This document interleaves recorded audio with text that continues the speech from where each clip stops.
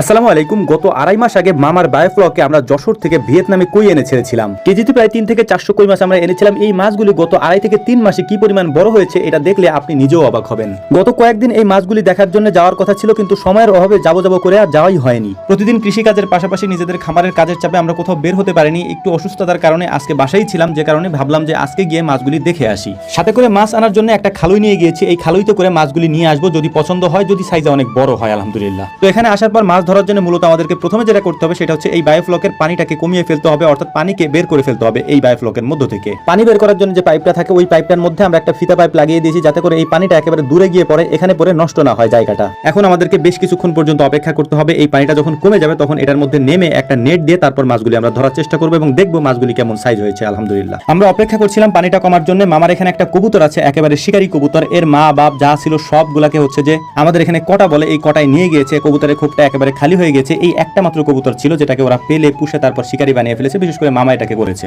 তো যাই হোক, অনেকক্ষণ অপেক্ষা করার পর পানিটা যখন একটু কমে গিয়েছে, এখন এটার মধ্যে নেমে তারপর একটা নেট দিয়ে মাছগুলি ধরার চেষ্টা করবো। প্রথম খেওটা যখন এটার মধ্যে আমি দিয়েছি, আমি অবাক হয়ে গিয়েছি যে নেটটা দিয়ে আমি খেওটা দিয়েছিলাম, ওই নেটটা আমি একা তুলতে পারতেছিলাম না, এত বেশি পরিমাণে ওজন মনে হচ্ছিল। একটা বিষয় আমি আপনাদেরকে এখানে বলি, সেটা হচ্ছে অনেকেই বায়োফ্লক করে লস করেছেন বা এটা থেকে আশানুরূপ ফল পাননি। তারা অনেক সময় অভিযোগ করেন যে ভাই বায়োফ্লকে তো লস হয় বা এরকম বিষয়গুলো অনেকে বলে থাকেন আর কি। তো তাদের উদ্দেশ্যে বলবো, ভাই ব্যবসা করার জন্য সব থেকে যেটা জরুরি সেটা হচ্ছে ধৈর্য, এবং এই ধৈর্যের পাশাপাশি যদি আপনি সঠিক পরিকল্পনা করতে না পারেন তাহলে আপনি লস করবেন। এটা খুবই স্বাভাবিক একটা ব্যাপার। এর পাশাপাশি যখন আপনি কোনো খামার করবেন আর ওই খামারে প্রথমবার লস হবে না, এটা খুবই অস্বাভাবিক একটা ব্যাপার। এটা হবেই। যেমন উদাহরণস্বরূপ যদি আমি আপনাদেরকে বলি, আমরাও কিন্তু বায়োফ্লকের মতো করে হাউজে মাছ ছেড়েছিলাম, কিন্তু আমাদের মাছ তেমন বড় হয়নি। আমারটা কিন্তু ঠিকই হয়েছে। আমাদেরটা কেন হয়নি এটা যদি আমি আপনাদেরকে এক কথায় বলতে যাই, তাহলে আমাদের হচ্ছে সমন্বিত খামার, যে কারণেই হচ্ছে ওই ছোট্ট একটা হাউজের তেমন একটা দেখভাল আমাদের করা হয়নি, সঠিকভাবে পরিচর্যা করা হয়নি। কিন্তু মামা এক্ষেত্রে একেবারে 100% সময়ও দিয়েছেন। এর পাশাপাশি এটাকে যত্ন করেছেন প্রপার ওয়েতে। এর চিকিৎসা বলেন, তারপর খাওয়া দাওয়া বলেন, সবকিছু মেইনটেইন করেছেন, যে কারণে ফলটা সে খুব ভালো পেয়েছে আলহামদুলিল্লাহ। যে কোনো খামার প্রথমবার করলে লসের সম্ভাবনা থাকে, পরবর্তীতে যদি আপনি ওই অভিজ্ঞতা নিয়ে দ্বিতীয়বার করেন, ইনশাআল্লাহ আমাদের যতটুকু অভিজ্ঞতা বলে সেটা হচ্ছে যে আপনি সফল হবেন। কারণ আপনি যদি বুদ্ধিমান হন তাহলে প্রথমবার করা ভুলগুলি দ্বিতীয়বার খামার করার ক্ষেত্রে আপনি আর করবেন না। সেক্ষেত্রে আপনি খুবই সতর্ক থাকবেন। এজন্যই মূলত সফলতার চান্সটা বেশি থাকে। আর হ্যাঁ, আমি আপনাদেরকে আবারও বলছি, আপনি যে কোনো খামার করেন না কেন, প্রথমে একেবারে অল্প দিয়ে শুরু করেন, তারপর আস্তে আস্তে দেখেন এটা থেকে আপনি সফলতা পান কিনা। যদি পান